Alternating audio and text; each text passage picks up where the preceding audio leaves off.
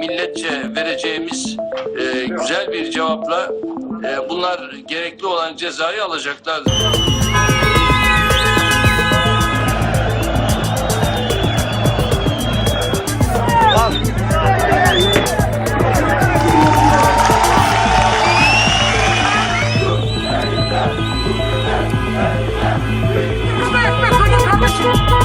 Vatanı düşmek tarafı. Allahu Ekber!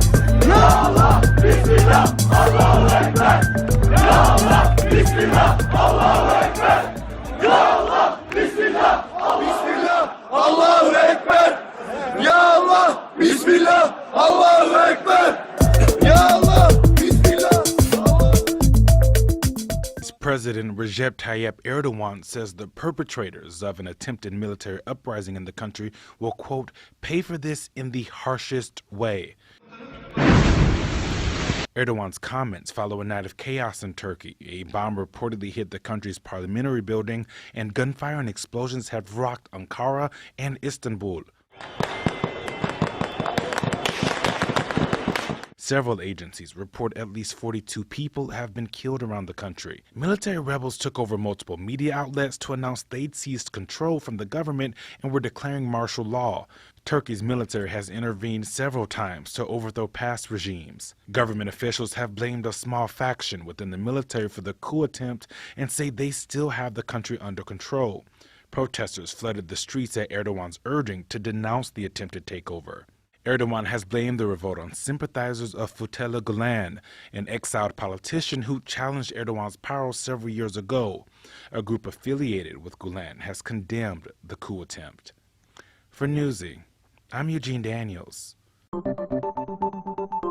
Question here is, where is the most powerful man in Turkey, or at least the man who has been the most powerful person in Turkey, Recep Tayyip Erdogan, the country's president, before that Prime Minister for over a decade, because this coup, or attempted coup, is all about him. He is an incredibly divisive character here in Turkey. He is loved by the people who support him and loathed by pretty much everyone else. And there really isn't much in between.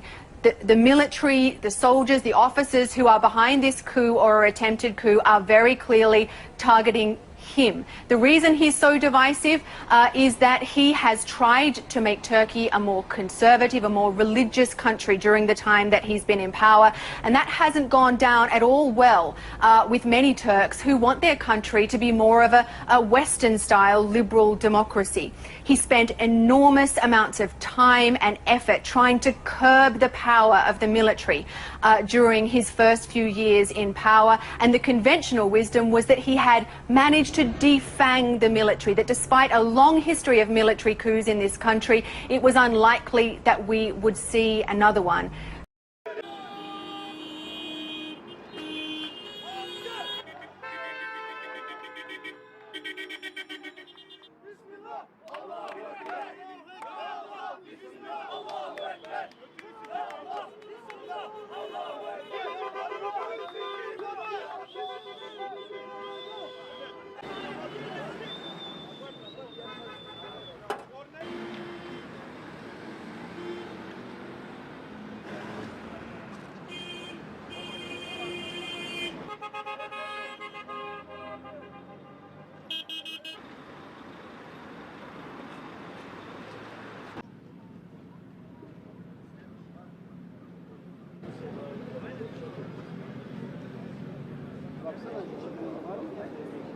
Var mı ya? Allah'ın en iyi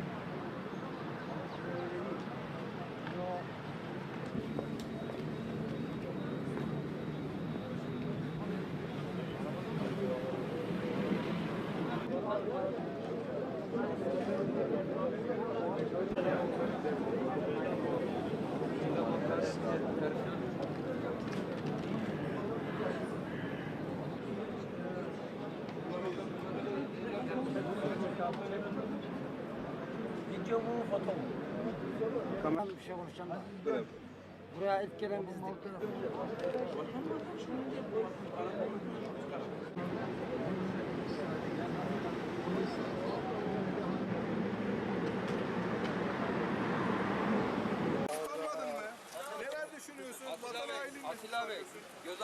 Vali Bey gözaltına mı almak istediniz? Talimat mı verdi? Abi gel. Ekrem'i. Evet, darbeci misiniz?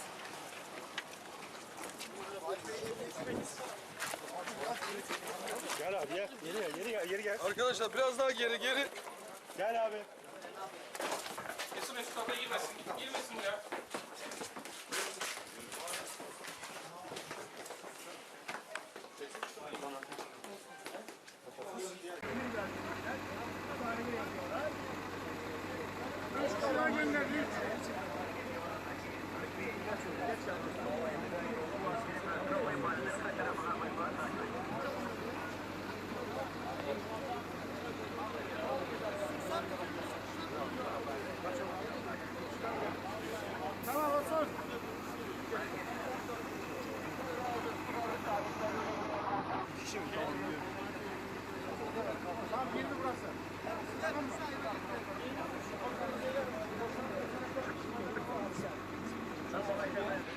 Ömer'in yazdığı listeyi getirsene.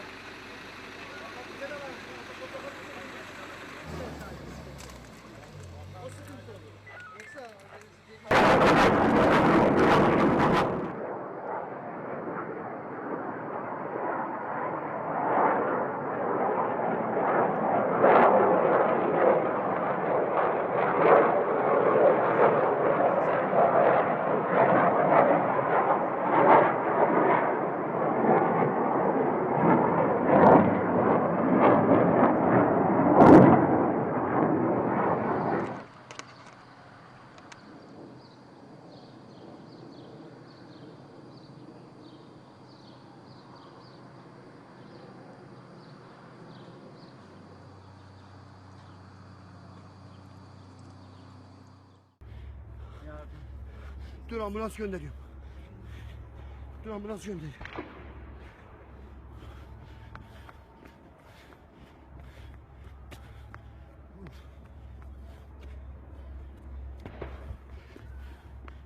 Very big trouble. What's pleasing is that this attempt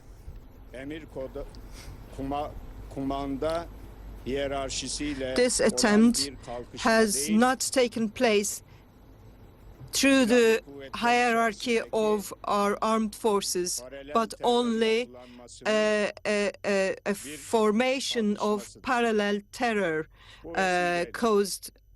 managed this attempt. On this occasion, everyone who loves their motherland and nation and their flag and never supported this treacherous attempt are dear commanders and army officers worth to congratulate. And also, from the first moments of the incidents starting, the non-government organization members, our citizens and political party supporters have filled the squares, have filled the streets, especially those who fought heroically and risked their lives. I mean our special forces, our police officers, and all our national security forces. I would like to extend my gratitude to them all, and I congratulate them all for the heroic acts they have displayed. My dear citizens, this incident we went through made something clear. Turkish nation has a very important experience, valuable experience when it comes to the issues of democracy, and people's will is so much important to ensure the independence of our country, and the whole world watched this, especially those who prevented traffic from the bridges or blocked the roads, faced by our people who stopped the tanks, who climbed over the tanks, risked their lives, and our martyrs who gave away their lives for this cause will never be forgotten by this nation. And in such difficult times, we have been contacted by friendly countries and had offers of solidarity.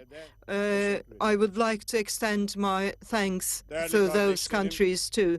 My dear brothers, sisters, these parallel gang members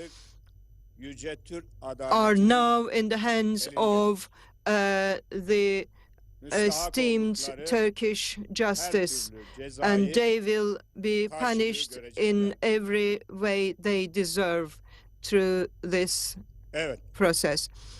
Yes, milletimiz our nation bu olayda at this incident çok büyük bir basiret gösterdi. have shown Bu quite basiret Türkiye'de milli iradenin, demokrasinin the attitude shown by uğramasının önüne geçti. our people, the way they stand firmly and reacted properly, have prevented the people's will, national sovereignty being toppled down. Hiç kimse Thanks bu to büyük these milletin citizens, everyone iradesiyle should oyun oynayamaz.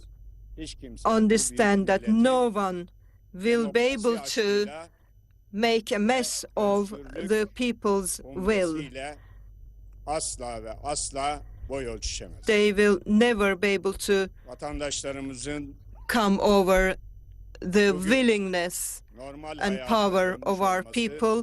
The fact that our citizens went back to their normal lives is also devletin an indication of how silahıyla, strong and decent devletin parasıyla, attitude they have devletin displayed. tankıyla, Those using devletin states' bombasıyla, tanks, devletin states' bombs, uçağıyla, state helikopteriyle. weapons, states' planes and helicopters, Bu ülkenin vatandaşlarının üzerine they ateş açanlar shooted the citizens of this country, daha da and they aşağılık are bir terör. worse and more treacherous than Asla ve the asla PKK bu terrorists.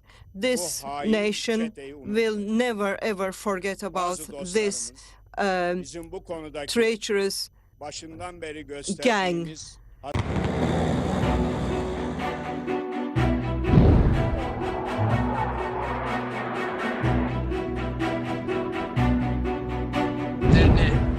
kullanarak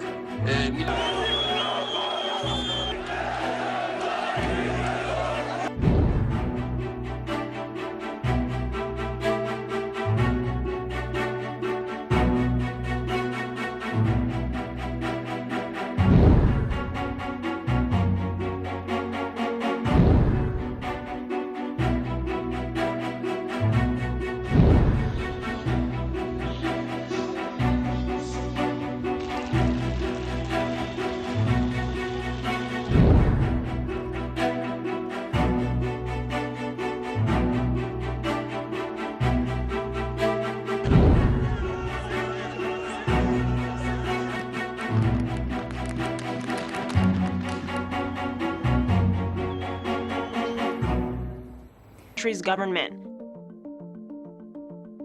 This wouldn't be Turkey's first coup. The first coup in modern Turkey took place in 1960. It resulted in the execution of Prime Minister Adnan Menderes and 2 cabinet members.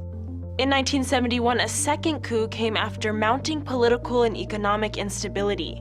Nearly a decade later, Turkey's third coup resulted in civilian imprisonment, torture, and death. And in Turkey's post-modern coup of 1997, the military pressured Turkey's prime minister to resign. For Newsy, I'm Samantha Crook. Points in Istanbul and Ankara on the night of July 15th.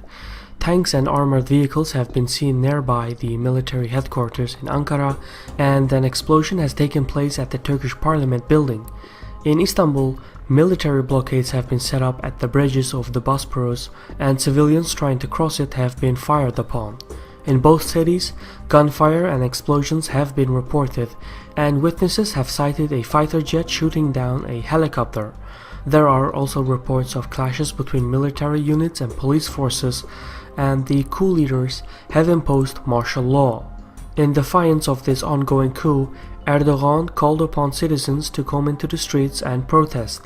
Much has happened in a very short span of time, and in this report we will look at the ongoing coup in Turkey and why it's unlikely to succeed. My name is Shirvan and welcome to Caspian Report. For more information on the channel, please visit our Facebook page at facebook.com/Caspian Report. The speed and tactic in which the military acted shows a high degree of organization, discipline, and efficiency. As soldiers were deployed in avenues and bridges, they severed roads and logistics. It caught everyone by surprise. Civilians were told to return to their homes as a curfew had been imposed, and following this, soldiers besieged the headquarters of the Justice and Development Party, or AKP for short, in Istanbul, and power was cut to several critical governmental agencies.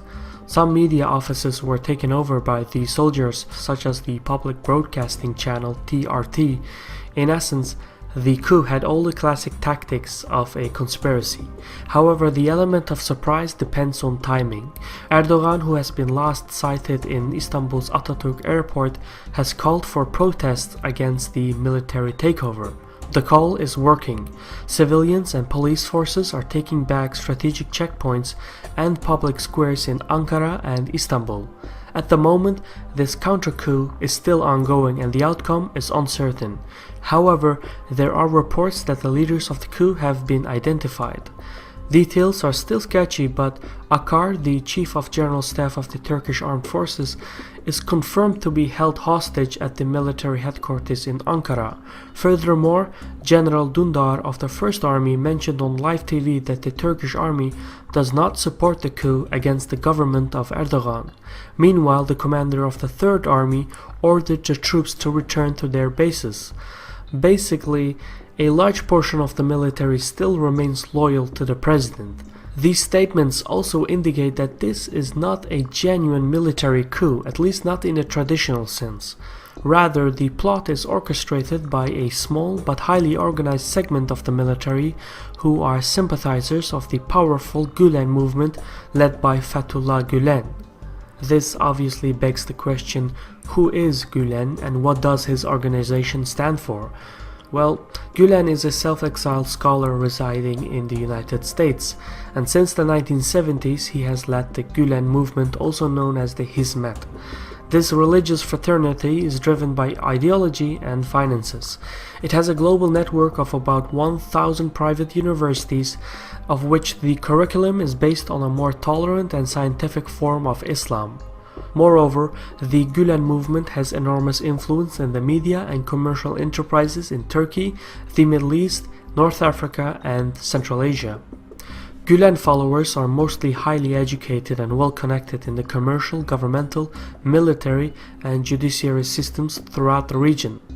Overall, the Hizmet and its schools are both praised as modernizers and criticized as heretics. At first, when Erdogan and the AKP came to power in 2002, he was allied with the Gülen movement.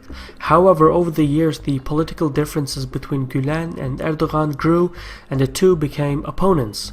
Erdogan felt that the Gülen movement had become too powerful. Meanwhile, Gülen advocated against Turkish involvement in the Syrian civil war. Following this, the Gülen movement stimulated the 2013 corruption scandal in Turkey. Top AKP members and relatives of Erdogan were accused of embezzlement and illegal activities. Then, in 2014, Erdogan's administration hit back and targeted the sympathizers of the Gülen movement within the Turkish military, police, educational system, and media. Since the 2014 and 15 crackdown of Gülenists, the movement's influence has significantly decreased, but it has endured to this day. What exactly motivated the planners is unknown. It's most likely that they are sympathizers of the Gülen movement but acted on their own with the intention to subdue the AKP. However, bringing an end to the AKP by force will not work. In the last elections, nearly half of the votes went to the party. It's also noteworthy to mention that Turkey has a highly polarized society.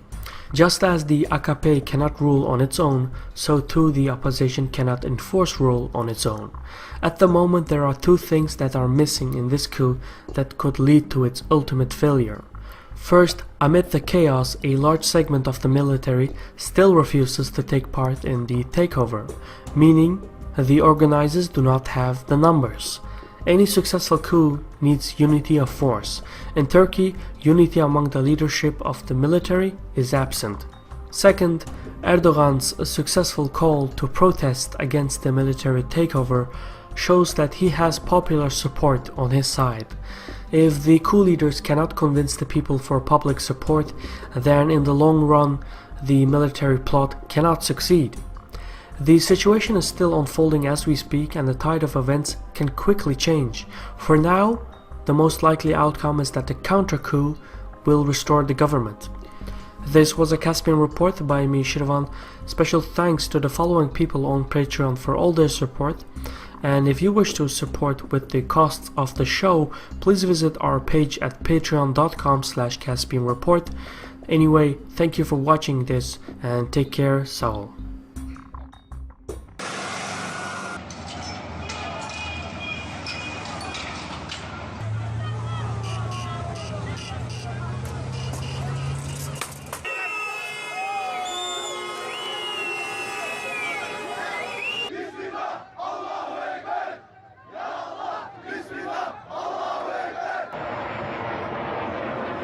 Demiyor ki.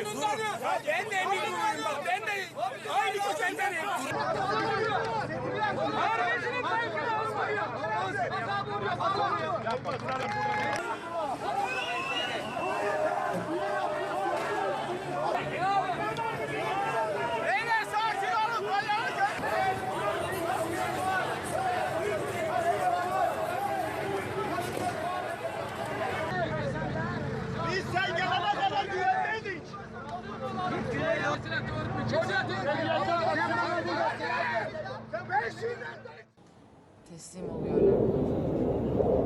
Rebellious Turkish military factions tried to seize control of the government late Friday. But Turkish President Recep Tayyip Erdogan, who flew back from vacation to Istanbul, said they were close to putting down the attempted coup. Şu anda yapılan hareket bir ihanet hareketidir. Bir ayaklanma hareketidir ve bu vatana ihanet hareketinin bedelini de tabii çok ağır ödeyecekler. Bunu bir defa peşinen söyleyeyim. Yani burada milletin oylarıyla iş başına gelmiş olan bir hükümete, milletin oylarıyla iş başına gelmiş, anayasanın ifadesiyle başkomutan olarak Tayyip Erdoğan'ı hazmedemeyişleri, bu iş onlar için bir bitiş olmayacak. The coup began late Friday as Turkish military officers were deployed at key locations, such as bridges, airports, and government buildings in Turkish cities, and said they had seized control of the government. Mr. Erdogan called television stations from his cell phone and urged citizens to take to the streets. Thousands heeded the president's call.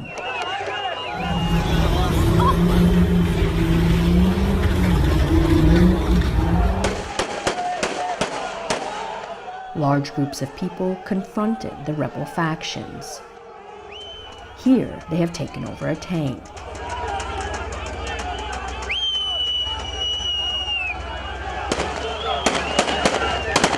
Hours into the coup, it became clear that the military wasn't united in attempting to overthrow the government. A stream of opposition leaders came out and backed the democratically elected government. But violence continued across the country.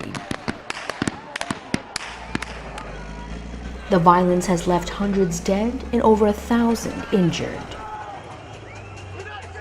A Turkish lawmaker live-streamed on social media the moment a bomb went off in the country's parliament.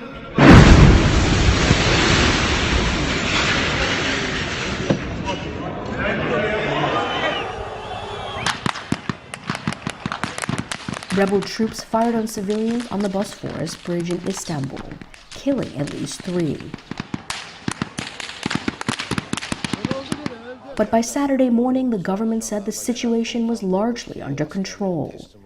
It said hundreds of members of the armed forces had been detained and that one rebel general was shot dead.